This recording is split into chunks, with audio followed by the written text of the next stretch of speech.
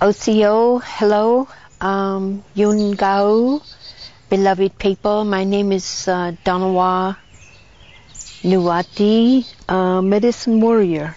I'm the acting chief of the Aligui-Pa, the Overhill Cherokee people. In the archaeology, in the study of the sacred sites and especially the great earthen mounds, in the period around 200 AD, supposedly the great mound builder people disappeared. And somewhere around 700 AD, the Hopewell people supposedly disappeared, according to archaeological records. The Adana were the Aligui, or the Aligui-Pa, the Overhill Cherokee people. And the Hopewell people were the Monongahela. And prospectively, the Aligui people and the Monongahela people were along their two rivers in the prehistoric periods. We now know that the influence of the Gaels from Iberia impacted the eastern North American tribes from the late 400s all the way through the late 1200s.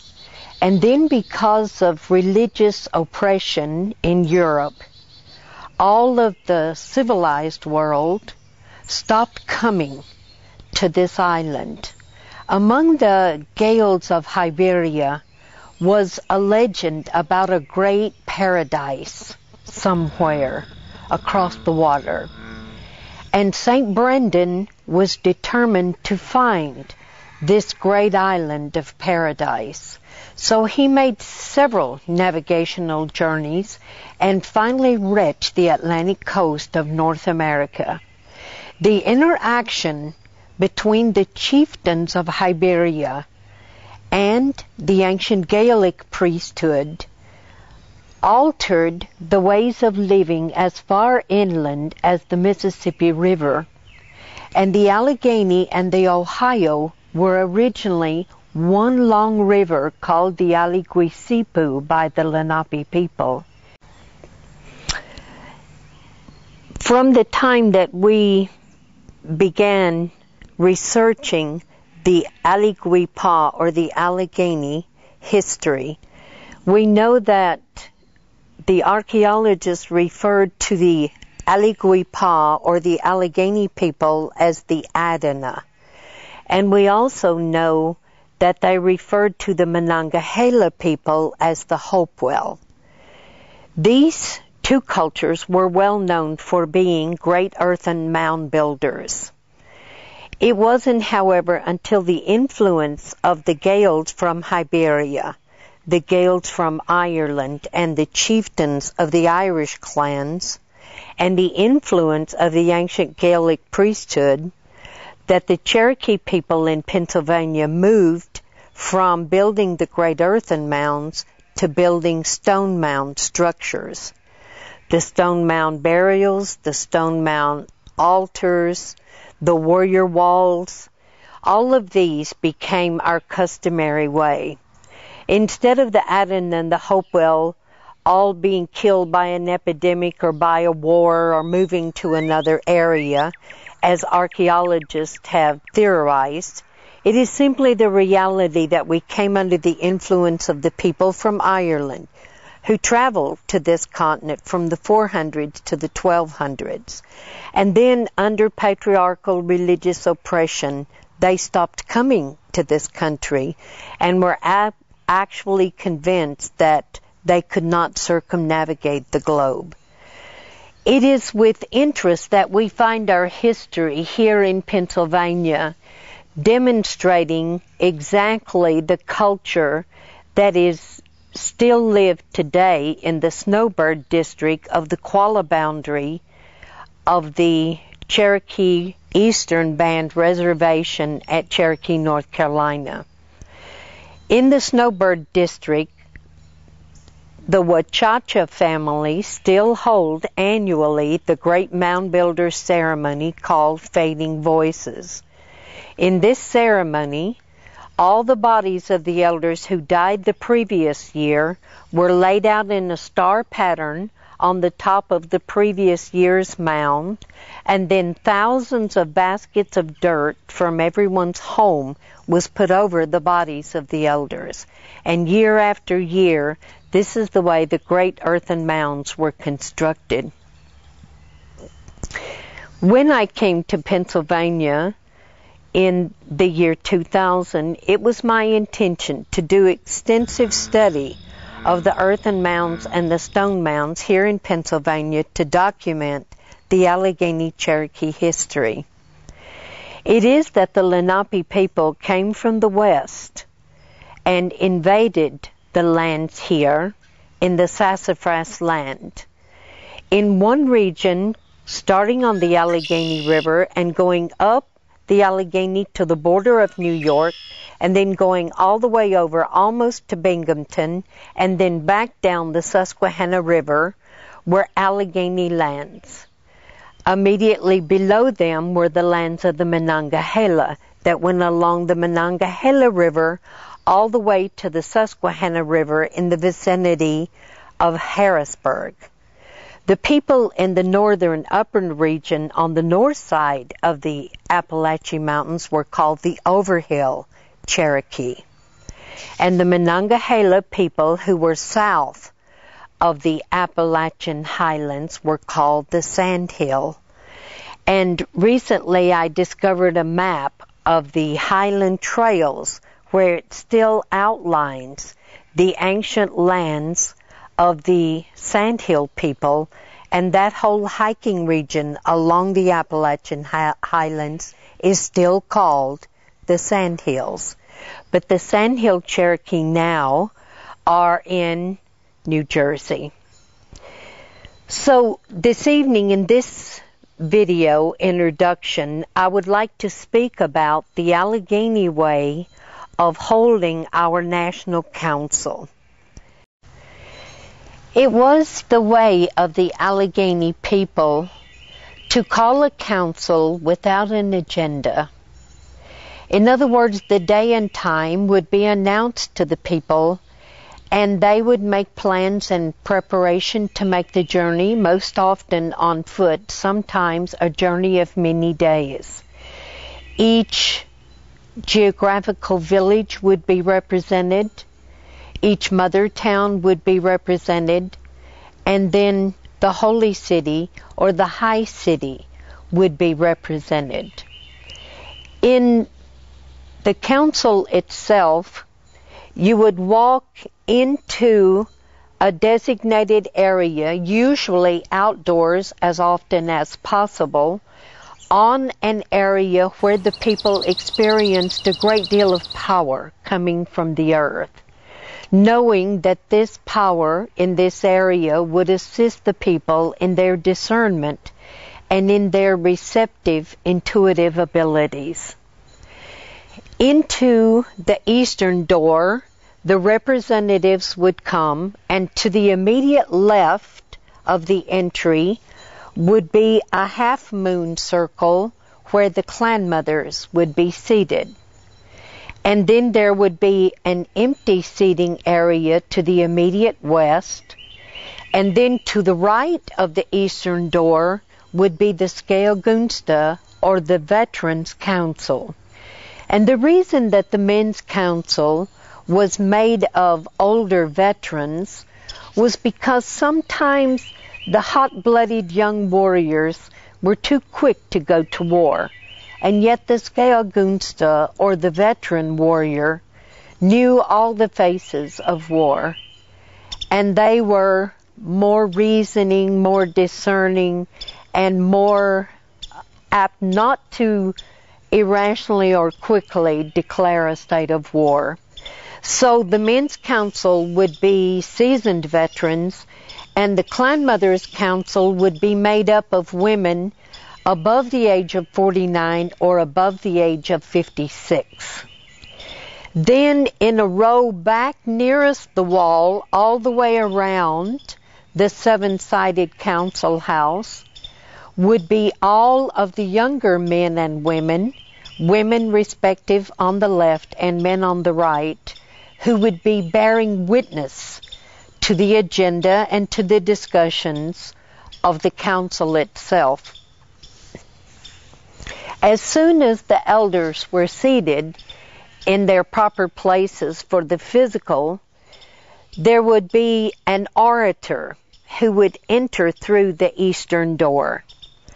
And he would start at the bottom of a great staff, and he would read up the staff all of the glyphs that would tell the history of the Allegheny people up to that council. And then a symbol would be added at the top of the staff to indicate the things revealed in the current council.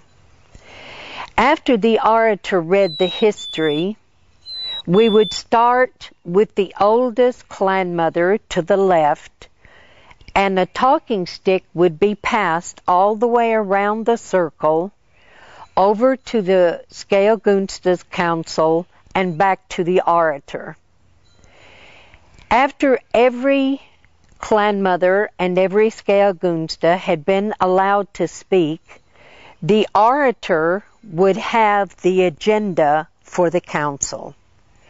In other words, there would not be a written or a prearranged agenda for the National Council. Each council agenda would be formed by those elders, grandmothers, and Skaogunstas who were present at the council under the direct influence and guidance of the intuitive receptions from the Creator. The second rotation around the circle would be for the clan mothers and the Skaogunstas to address the issues that were presented in the agenda.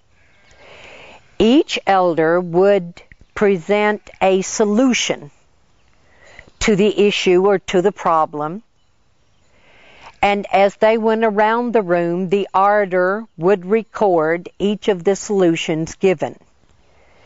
Then in the third round with the talking stick, each solution would be looked at, and the consequences or the long-standing consequences would be discussed, and slowly by a process of elimination, the solutions to the issues in the agendas would be slowly eliminated down to the very best way for the people to go forward, and in this way we would come to an agreement and to consensus.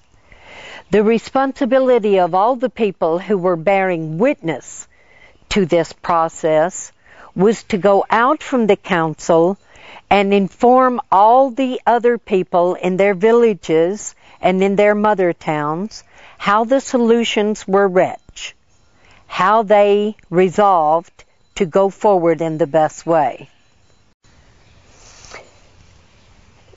By this process, all the people and their representatives were able to participate in the resolution of community issues.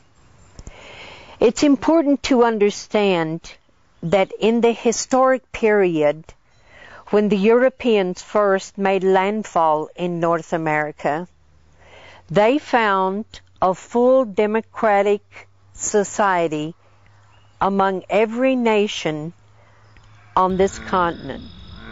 We practiced and lived democracy. We practiced and lived our political system woven into our life ways and into our ceremonial structures. There was no separation. All four of these elements were woven together. Community, life ways, diplomacy, the political, all the aspects of society were governed by one truth, and that was that each of the individual people in the nation were to live their lives to the highest moral standards that were possible for them to live. And the people in the local communities watched all the young people as they developed into adulthood, and when they identified the young people who lived their lives to those higher moral standards, land would be granted to them in the mother towns. There was no system of punishment for living an immoral life or constantly falling into immoral mistakes, hurting or offending other people in community. The whole system was made and structured in our communities to reward the highest of living standards. And when the people in the mother towns observed the moral standards and the high living of all the residents in the mother towns, and they saw those who lived to the highest standards, then they would recommend that this family would receive a land grant in the holy city or in the capital city.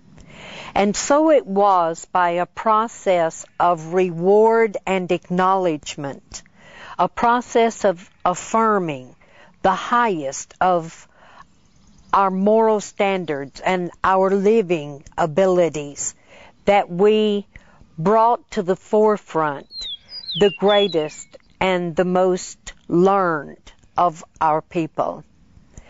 It was this system that the European was so amazed to find.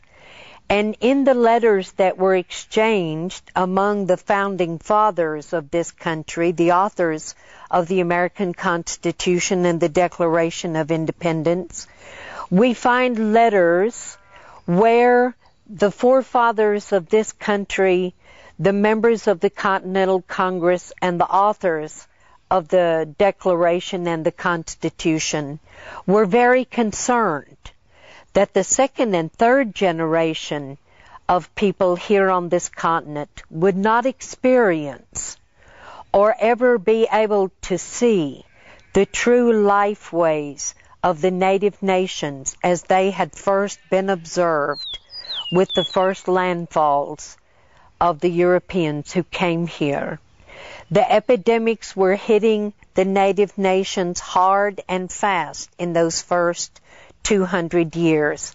And even the European politicians, representatives, and delegates to the Continental Congress were grieving the loss of the people who lived by some of the highest moral standards of any people that they had ever experienced in Europe.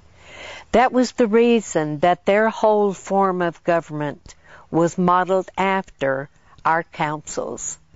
So we are here this evening, July 6th, 2009, to again learn how to hold council, to come to consensus, and to remember that it isn't about the individual. It's about the well-being of we, the people.